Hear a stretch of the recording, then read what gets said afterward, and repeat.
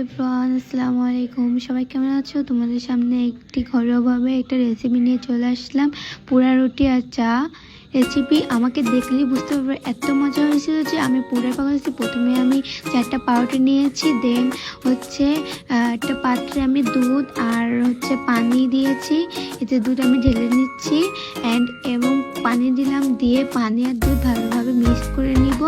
এই যে মিক্স করার শেষে অবশ্যই তোমরা এটা ট্রাই করতে পারো। এত মজা হয়েছিল যে আমার পুরাই লাইনি বটলার ঘরের চা কথা মনে পড়ছিল। তারপরে হচ্ছে কাঠি বা কিছু সাহায্যে পাউরুটির উপর ফুটা করে নিতে হবে ভালোভাবে করে।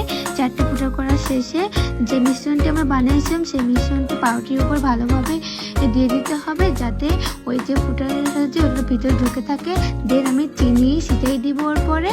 দেন চাকু বা হচ্ছে কিছুর সাথে একটু ফুটায় এটা ভালোভাবে পুড়াই নিতে হবে, যাতে খেতে অনেক মজা লাগে, অনেক ইয়াম্মি লাগে।